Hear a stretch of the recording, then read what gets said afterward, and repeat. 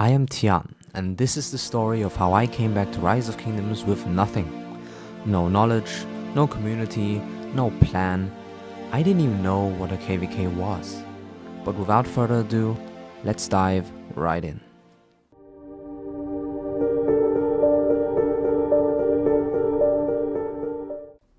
Now, I'd love to show you what those first few days and weeks looked like, but unfortunately I do not have any footage from that time. So you'll have to bear with me while I take you back to my first 2 weeks. I joined Kingdom 4121 nearly 2 days late, alongside a good friend of mine. We had found the game through an ad, so we came in with absolutely no preparation. We didn't know what we were doing, we didn't know what KVK was, and honestly I didn't even expect us to stick around. The plan was originally simple: play for a bit, have some fun and quit when it gets boring. Except it stuck with me pretty quickly. And ironically, that made my first 2 weeks absolutely terrible. Because by the time I started looking at guides and actually learning how the game truly worked, I was already behind. By the end of my first week, I was barely able to grab the Lotus skin. And mind you, that was with spending. My friend, who is completely free to play, was doing even worse. Eventually though, I managed to secure a spot in the 9th ranked alliance in the kingdom. And at the time I genuinely thought, wow, 9th place? This has got to be a pretty good alliance. I had no idea how wrong I was. It didn't take long for me to realize that being 9th in a young kingdom didn't exactly make us a top alliance. The 3 times power difference also certainly did not help.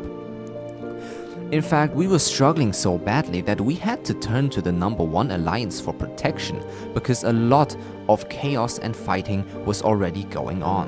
And that was also when the first signs of what was coming started to appear.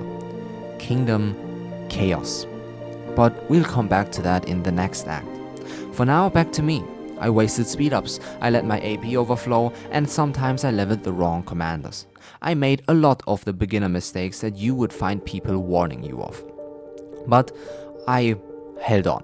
And by the time my second week began, I actually became an R4 in this 9th ranked alliance. And that's when I started thinking, okay, maybe this is actually going somewhere. Maybe I could keep progressing. Maybe one day I could make it into a top 3 alliance. And maybe I could even bring my friend with me. Surely things were finally looking up. They didn't.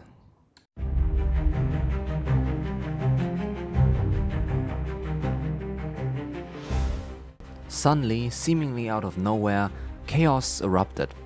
Sure, there had been signs. Kingdom chat was already filled with hateful comments and plenty of people were unhappy with the way the top alliances were running things. But I never expected everything to fall apart this quickly.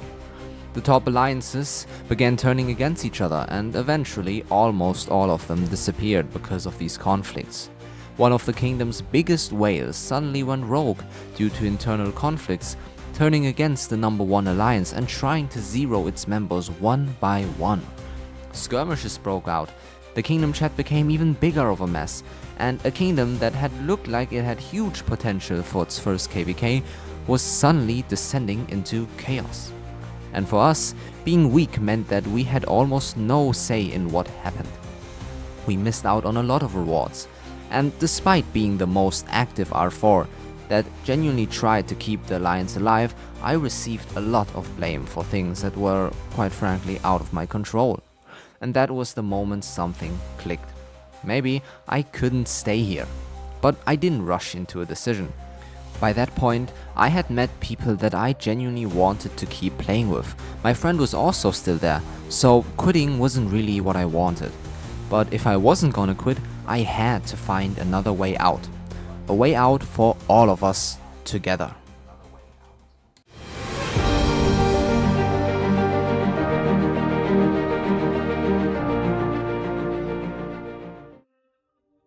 The situation only got worse and worse from then on, so I started looking into migration. The only problem was we were weak, and the younger kingdoms we could realistically migrate to either didn't want us or only wanted me, and I wasn't going to just leave everyone behind. But after everything that we also had happen in 4121, I wasn't willing to gamble on another unstable kingdom. Then I noticed someone talking about 4116. They were recruiting, and more importantly, they claimed the kingdom was stable. So I made the first move. I messaged him, and somehow I managed to secure spots for myself and the people I wanted to bring with me. Yet it was still a gamble. I didn't know if we'd make it all into good alliances, but at that point there was only one way to find out. So we migrated to Kingdom 4116.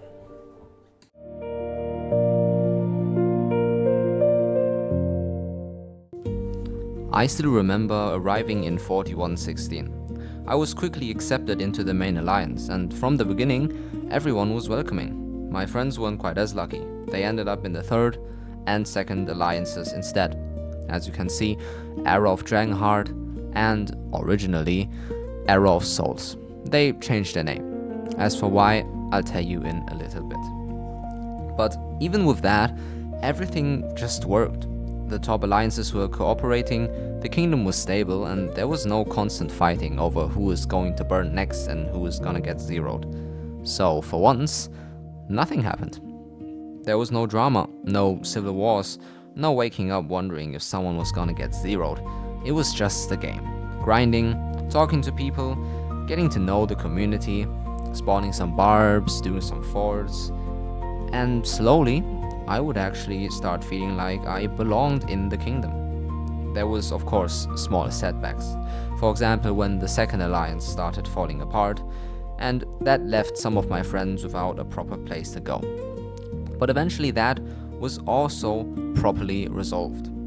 The alliance was kept alive for long enough until migrants eventually came in, took over, and renamed the alliance. Since then, everything has been running smoothly. The people that I took with me from 21 also managed to get their places in the top alliance one after another. And for the first time since I had returned to Rise of Kingdoms, I wasn't worried about what was going to happen next. I could just play and prepare for KVK. And honestly, that really felt different and amazing.